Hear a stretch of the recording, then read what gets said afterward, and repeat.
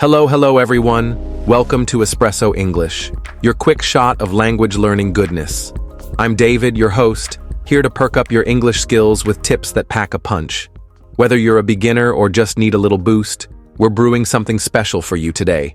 And I'm Linda, your co-host, adding a splash of fun to the mix. Hey there, listeners. Think of us as your friendly baristas, serving up practical advice with a smile. We're all about making English learning tasty and doable, especially if you're not surrounded by it every day. Exactly. This is Espresso English, where we keep it short, strong, and full of flavor. Today, we're sipping on a hot topic: how to start communicating in English and steam your way to fluency, even if you're not in an English-speaking country.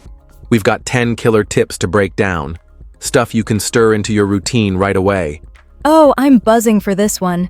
These tips are like the perfect espresso shot. Things like building your own English vibe, chatting online with language pals, and even thinking in English. We're going to sip through each one, share our takes, maybe spill a few stories from our own learning days, and give you ideas to grind out some progress. You bet. And if you're feeling jittery about speaking or wondering how to start, don't sweat it. Linda and I are here to keep it chill and friendly. No pressure, just good vibes. We've both stumbled over words and survived those awkward pauses, and now we're here, pouring out a podcast for you. Yep, living proof you can brew up some fluency with a little effort. So, grab your favorite mug, coffee, tea, whatever fuels you, and settle in. By the end of this episode, you'll have a bold plan to level up your English, no matter where you're listening from. All right, let's get brewing. First tip on the menu. Linda, what's your take on creating your own English environment? Time to pour out some thoughts. Tips for English learners in non-English speaking countries. 1. Create your own English environment. Since English isn't naturally around you, you can build an immersive experience yourself. How to do it. Change your phone, computer, and social media interfaces to English. You'll encounter words like settings, messages, or share daily. Label household items with sticky notes, write table, mirror, or door, and stick them where you'll see them often. Play English music, podcasts, or TV shows in the background during chores or downtime. Try stations like BBC Radio or podcasts like 6 Minute English. Extra insight. You don't need to understand everything at first. The goal is exposure. Your brain will gradually pick up patterns and words. Why it works. Constant contact with English, even passively, mimics the immersion of living in an English-speaking place. Over time, it feels less foreign and more familiar. All right, folks. Welcome back to Espresso English. We're kicking things off with our first tip of the day: create your own English environment. Linda, this one's all about turning your space into an English hotspot, even if you're miles away from an English-speaking country. What do you think? Oh, I love this one, David.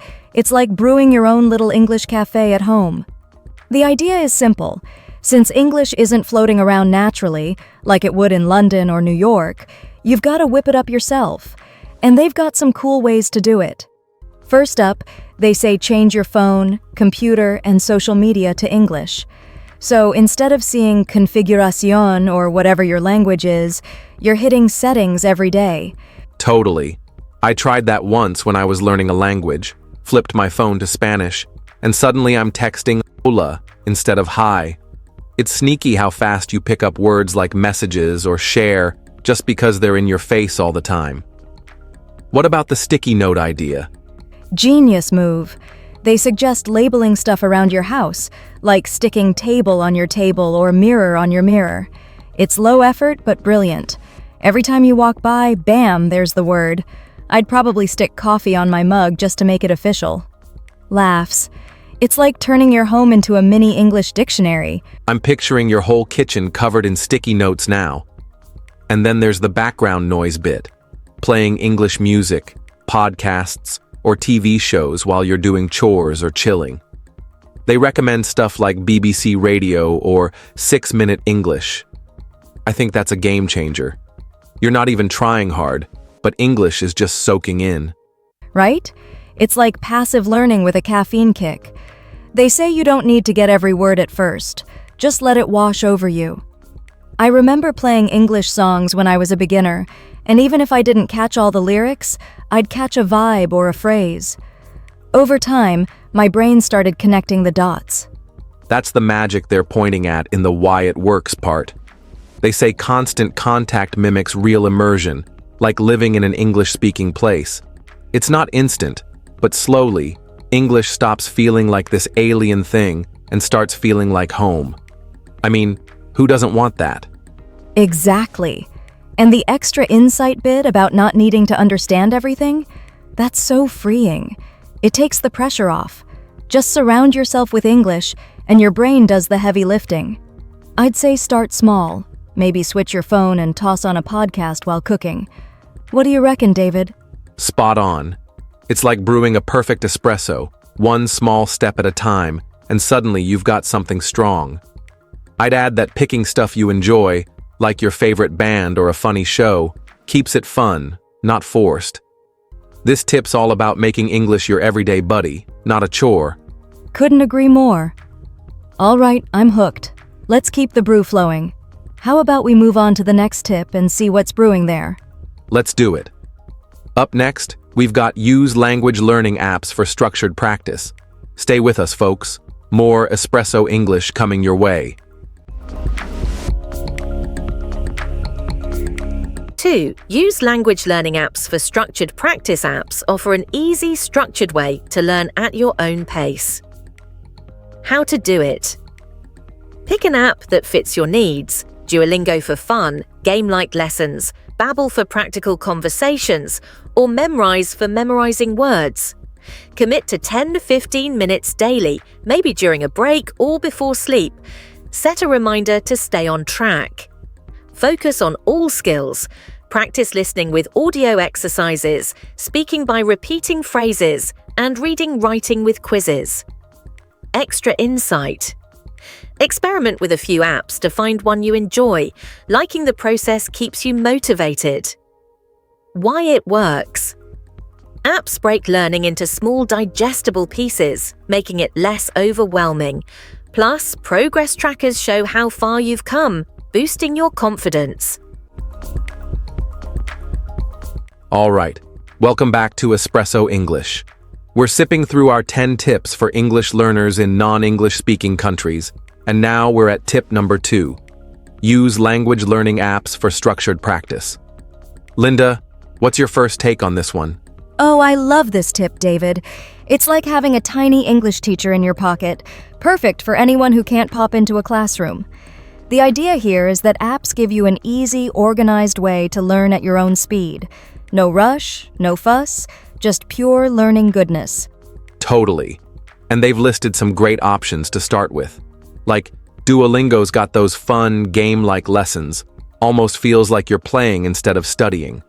Then Babbel's more about real-life chats, and Memrise is ace for locking in vocab. I've tried Duolingo myself, and those little streaks, they really keep you hooked. Yep, I'm a Babbel fan. Helped me nail some basic phrases when I was stumbling through ordering coffee in English. And the how-to part here is spot on. Pick an app that fits what you need. If you're into quick wins, go Duolingo. If you want to chat with people, Babbel's your brew. Memrise if you're drowning in new words and need a lifeline. Right, and they say to commit to just 10 to 15 minutes a day. Super doable. I mean, that's less time than it takes to brew a decent espresso. You can sneak it in during a break or before bed. Setting a reminder's a smart nudge too. Keeps you from forgetting when life gets busy. Oh, for sure. And I like how they push you to mix it up. Listening with audio bits, speaking by parroting phrases, and tackling reading and writing with quizzes. It's like a full coffee menu, something for every skill. You're not just sipping one flavor, you're getting the whole roast. Exactly. Covering all bases makes it stick better. And that extra insight, trying a few apps to find your fave? Genius. If you're not vibing with it, you'll ditch it fast. I bounced off one app because it felt too dry, but found another that clicked. Enjoying it's half the battle. So true. I mean, if it feels like a chore, you're not brewing fluency, you're just burning out. Apps are great because they're flexible and fun, especially if you're stuck far from English speakers. It's like your daily shot of practice, no travel required. Couldn't agree more. This tip's a winner. Structured, simple, and packs a punch for learners anywhere. All right, Linda, let's keep the caffeine flowing. Want to jump into the next tip? You bet, David. Let's continue with tip number 3 and see what's brewing there. 3. Watch English media with purpose. Movies, shows, and videos are great for learning if you use them actively. How to do it? Start with simple content. Cartoons like Peppa Pig for beginners or sitcoms like Friends for intermediate learners. Use subtitles. Begin with your native language to follow along, then switch to English to match words to sounds. Pause after interesting lines, repeat them aloud, and jot down new phrases to practice later. Extra insight. Pick genres you love. Enjoyment makes learning feel effortless. Rewatch favorites to catch more details each time. So why it works. You'll hear natural English, accents, slang, and tone while improving listening skills. It's like eavesdropping on real conversations without leaving home. All right, folks, we're back with our third shot of espresso English. Goodness. Tip number 3. Watch English media with purpose. Linda, this one's got some serious flavor. What do you think? Oh, I love it, David. It's like turning your Netflix binge into a language learning party. The idea here is to watch movies, shows, or videos actively, not just zoning out. They suggest starting with simple stuff like Peppa Pig for beginners, super cute and easy to follow, or Friends, if you're a bit further along. I mean, who doesn't want to laugh with Ross and Rachel while picking up English? Totally. And I like how it's not about watching anything random. You've got to be intentional. They say use subtitles smartly. Start with your native language to get the gist, then switch to English to connect the words you hear with what's written. It's like training wheels for your ears. Exactly. And here's the fun part. Pause when you hear something cool like, "Could I be any more excited?" from Friends, repeat it out loud, and write it down. I tried this with a British show once, The Great British Bake Off, and started saying brilliant all the time. My friends thought I'd gone posh overnight. That's awesome. It's such a chill way to learn real English. Accents, slang, the works. The tip also says to pick genres you love, which is clutch. If you're into sci-fi, watch Stranger Things. Love cooking? Try a baking show. Enjoying it keeps you hooked, and re-watching helps you catch stuff you missed the first time. Like how Eleven says, mouth breather, with that perfect sneer. Oh, I'm stealing that one. And the why it works part nails it. You're basically eavesdropping on natural conversations without leaving your couch. It's not stiff textbook English. It's how people actually talk, with all the tone and vibe. Plus, it tunes up your listening skills, which can be tricky when you're not around native speakers all day. Right? It's like sneaking into an English-speaking world through your screen. I remember watching Peppa Pig with my niece. Not gonna lie, I learned muddy puddles and started using it in random sentences. My co-workers were so confused, but it stuck because I heard it over and over. Muddy puddles. Classic. See, that's the magic of this tip. It's fun, it's doable, and it sneaks learning into something you'd do anyway. Honestly, if you're in a non-English country, this is a game changer. You don't need a plane ticket, just a remote and some curiosity. Couldn't agree more. All right, this shot's brewed to perfection. Let's keep the caffeine flowing. Linda, why don't we move on to tip number 4? Let's continue the next part and see what's brewing there.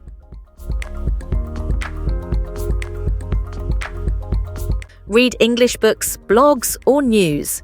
Reading builds vocabulary and grammar through real examples. How to do it? Choose beginner-friendly texts. Children's books like The Very Hungry Caterpillar. Graded readers or sites like BBC Learning English. Guess unknown words from the story instead of rushing to a dictionary. It's okay to skip a few and keep going. Read aloud to practice pronunciation and record yourself to hear your progress over time. Extra insight. Start short, even a paragraph a day adds up. Gradually try blogs or news as you get comfortable. Why it works. Reading shows you how English flows in sentences, not just isolated words. It's a quiet, stress-free way to grow your skills. All right, folks, we're at tip number 4 on our espresso English brew. Read English books, blogs, or news. Linda, this one's a classic. Reading's like the smooth crema on top of your language learning coffee, don't you think? Totally, David. It's such a chill way to level up. The tip says reading builds vocabulary and grammar through real examples, and I love that it starts with easy stuff, like the very hungry caterpillar. I mean, who doesn't want to learn English with a cute caterpillar munching through apples? Right? And it's smart how it suggests beginner-friendly texts, children's books, graded readers, or even sites like BBC Learning English. You don't have to dive into Shakespeare day one. Plus, that bit about guessing unknown words instead of hitting the dictionary every time, that's a game changer. Oh, for sure. It keeps you flowing through the story instead of stalling. Like, if the caterpillar's eating a pear and you don't know pear, you can still guess it's a fruit and keep munching along. And then, here's the fun part. It says to read aloud and record yourself. I tried that once, David, and hearing my own voice stumble over strawberry was hilarious but so helpful. I bet. Recording's a sneaky good trick. It's like a mirror for your pronunciation. And I love the extra insight here. Start short, even just a paragraph a day. It's low pressure, like sipping a tiny espresso shot instead of chugging a whole pot. Then you build up to blogs or news as you get comfy. Yep, it's all about that slow brew. Why it works is spot on too. Reading shows you how English flows in real sentences, not just random vocab lists. It's quiet, it's stress-free, and before you know it, you're picking up new words without even trying. Honestly, it's one of my fave ways to learn. Same here. It's like letting the language steep into your brain naturally. All right, we could riff on reading all day, but let's keep the caffeine flowing. Linda, want to take us into the next tip? You got it, David. Let's continue with tip number 5 and see how we can start chatting with some online language buddies. Ready for the next shot? 5. Practice speaking with language partners online. Speaking can feel scary, but online partners make it easier and fun. How to do it? Use apps like Tandem, HelloTalk, or Italki to find native speakers or learners. Search for people who share your interests. Begin with text chats to build confidence, then try voice messages or calls about simple topics like movies or food. Embrace mistakes. Most partners are happy to help and won't judge. Focus on getting your point across. Extra insight. Schedule short, regular chats, even 10 minutes, to build a habit without pressure. Why it works. Speaking practice improves fluency and teaches you to respond quickly, mimicking real-life talks. It's also a chance to make friends. All right, we're at tip number 5 now, and this one's a real game changer. Practice speaking with language partners online. Linda, I love this one. Speaking can feel like the scariest part of learning English, right? Oh, totally, David. I remember when I first started, I'd freeze up just thinking about talking to someone. But this tip says online partners make it easier and fun, and I couldn't agree more. It's like having a coffee date with a friend who's rooting for you to get better. Yeah, exactly. They suggest using apps like Tandem, HelloTalk, or Italki to find native speakers or other learners. And here's the cool part. You can search for people who share your interests, like movies or food. So you're not just practicing English, you're chatting about stuff you actually enjoy. Love that. And they say to start with text chats to build confidence. Super smart. Then move to voice messages or calls when you're ready. It's like dipping your toes in before diving into the deep end. Plus, keeping it simple with topics like, what's your favorite snack? Takes the pressure off. Right? And here's the golden nugget. Embrace mistakes. Most partners won't judge. They'll help you out. I've had chats where I butchered a sentence, and the other person just laughed with me and fixed it. It's all about getting your point across, not being perfect. Yep, that's the vibe. The extra insight's spot on too. Schedule short chats, even 10 minutes, to make it a habit. It's like brewing a quick espresso shot of practice every week. No stress, just steady sips of improvement. And why it works? It's all about fluency and quick responses, mimicking real-life talks. Plus, you might make a friend. I mean, who doesn't want a buddy to swap stories with while leveling up their English? So true. This tip's like adding a shot of courage to your learning brew. All right, David. I say we keep the caffeine flowing. Let's continue with the next part and see what's brewing in tip number 6. Join online English communities or clubs. Online groups connect you with learners and speakers worldwide. How to do it.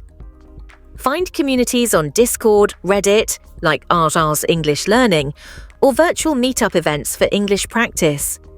Ease in by reading discussions, then comment or ask questions. Join voice chats when you're ready. Watch how others use English. Copy casual phrases or slang you like. Extra insight. Look for groups tied to your hobbies, gaming, cooking, etc. to keep it engaging. Why it works. It's a relaxed way to practice all skills, reading, writing, listening, speaking, while learning from a crowd. No tests, just conversation. All right, we're at tip number 6, joining online English communities or clubs.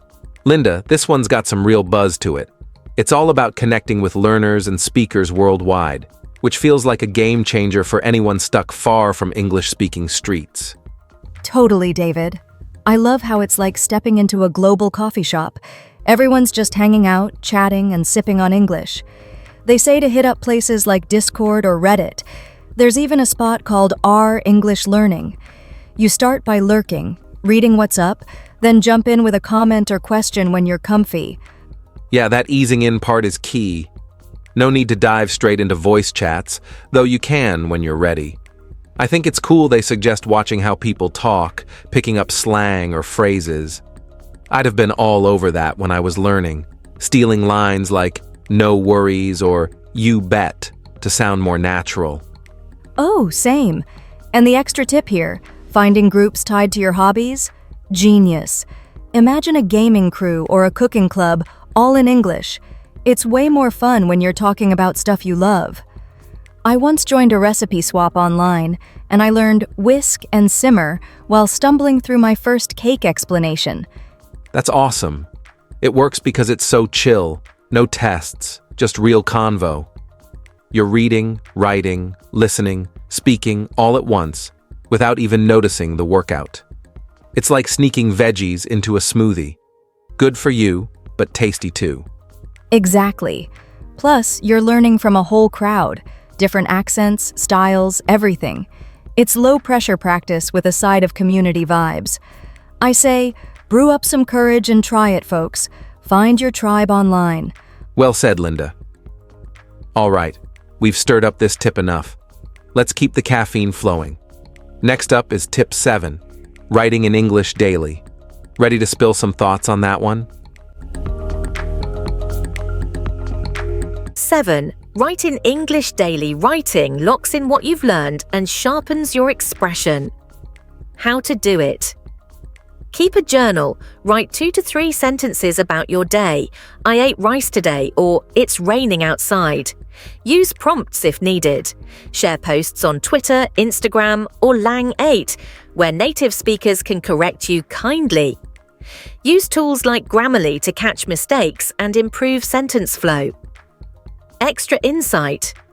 Don't worry about perfection. Start simple and add detail as you improve. Why it works. Writing makes you think through grammar and word choice, reinforcing rules. Feedback turns errors into lessons. All right, we're at tip number 7 on our espresso English brew today. Write in English daily. Linda, I love this one. It's like adding a little foam to your language latte, locking in what you've learned. What do you think? Oh, totally, David. Writing's like the secret ingredient that sharpens everything up. The tip says to keep a journal.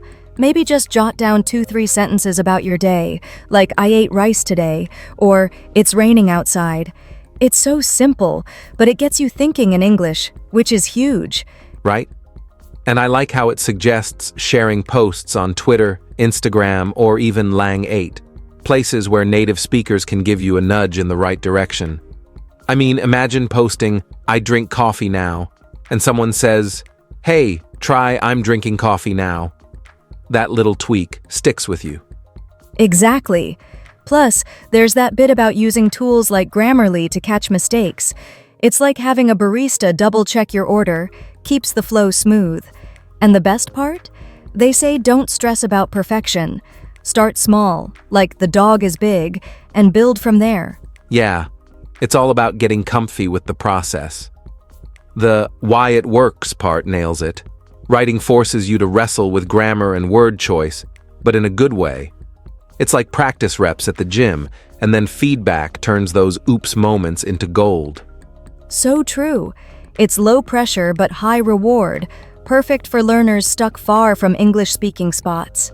You're not just memorizing, you're creating. I say give it a shot. Scribble a sentence tonight and see how it feels. Couldn't agree more, Linda. All right, folks, that's our brew on writing daily. Short, strong, and full of flavor. Let's keep the steam going. Linda, why don't we pour into the next part? What's tip 8 got for us? Think in English, training your mind to use English speeds up fluency. How to do it? Narrate your actions silently. I'm drinking water, or I see a bird outside. Skip translating from your native language. Stick to basic English, even if it's not fancy. Use English for personal thoughts, like planning your day. I need to buy milk later. Extra insight. Start with a few minutes daily and expand as it feels natural. It's okay if it's slow at first. Why it works. Thinking in English cuts the middle step of translation, making speaking and reacting faster and smoother. All right, we're at tip number 8 now, and this one's a real game changer. Think in English. The idea here is to train your brain to skip your native language and go straight to English thoughts. Linda, what do you think about this one? Oh, I love it, David. It's like reprogramming your mind to brew English naturally. They suggest narrating your day silently, like, I'm drinking water, or I see a bird outside. Simple stuff, but it gets you thinking in English without that mental detour of translating everything. Totally. They also say to avoid fancy words at first. Just keep it basic. Like instead of translating I must purchase groceries from your native language, you'd think, I need to buy milk later. It's less about perfection and more about speed. Right, and that's why it works so well. Cutting out translation makes you quicker when you actually speak, less pausing, more flowing. I tried this when I was learning, and at first, it felt weird. I'd catch myself thinking in my native language and have to switch back. But after a while, it's like English just starts bubbling up on its own. Same here. They mention starting small, like a few minutes a day, and building up. I'd think, I'm walking to the store, and it was clunky at first, but it got smoother. It's almost like your brain gets a little espresso shot of English every time you do it. Perfect way to put it. And for our listeners in non-English speaking countries, this is huge because you're not hearing English all day. This tip lets you brew that immersion inside your head. No plane ticket needed. Exactly. It's a sneaky shortcut to fluency. Simple, free, and you can do it anywhere. All right, Linda. I say we keep the caffeine flowing. Let's move on to tip number 9 and see what's next. 9. Set small, achievable goals. Clear goals keep you moving forward without stress. How to do it. Make them specific. Learn 5 food words today or read 1 English article this week. Track them in a notebook or app. Check off each success to see your growth. Adjust if needed. Scale up 10 words or down 3 words to match your pace. Extra insight. Tie goals to your life, like learning travel phrases before a trip to stay inspired. Why it works. Small wins build momentum and confidence. You'll feel accomplished without burning out. All right, folks, we're at tip number 9 on our Espresso English Brew. Set small, achievable goals. Linda, this one's like adding just the right amount of sugar to your coffee. It keeps things moving without overwhelming you. What do you think? Oh, totally, David. I love how it's all about keeping the stress out of learning. The idea here is to set clear, bite-sized goals, like, say, learn 5 food words today, or read 1 English article this week. It's not about boiling the whole ocean at once, just a little sip of progress each time. Exactly. And they say to track it, like in a notebook or an app. Check off those wins and suddenly you're seeing how far you've come. I'd be scribbling nailed pizza and sandwich today. It's like watching your coffee cup fill up, drop by drop. Yep, and I think the tweaking part's genius.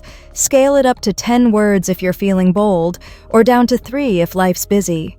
Oh, and tying it to your own world, like learning travel phrases before a trip? That's the secret sauce. It's personal, so you stay hooked. Right? It works because those small wins pile up. Suddenly you're not just sipping, you're gulping down English with confidence. No burnout, just steady vibes. I used to aim for 5 new phrases a day when I started, and it felt so good crossing them off. Same. It's like a little high five to yourself every time. And honestly, who doesn't love feeling accomplished without the caffeine crash? This tip's a keeper for anyone learning away from English-speaking spots. It's simple, but packs a punch. Totally agree. All right, we've brewed up some good thoughts on this one. Linda, why don't we pour into the next part? What's tip number 10 got for us? Let's keep the steam going. On to be consistent and patient. Ready, listeners?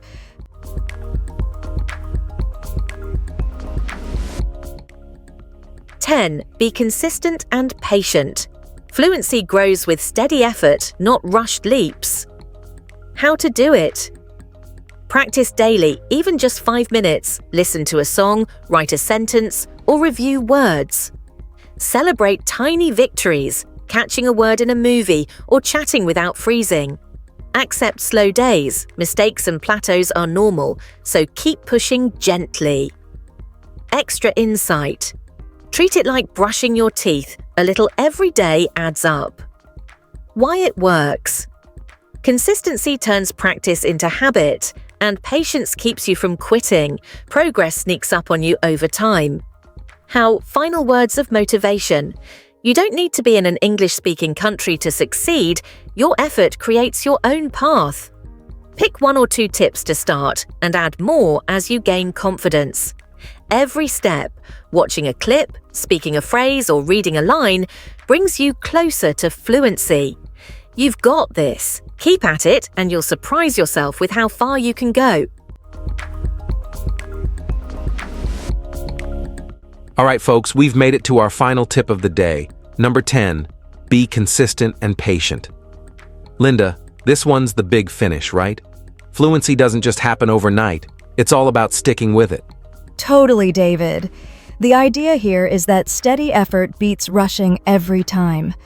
They say to practice daily, even if it's just 5 minutes, like listening to a song, writing a quick sentence, or reviewing a few words. It's so simple, but it builds up. Yeah, I love that it's not about cramming hours of study, just a little sip of English every day, like our espresso theme.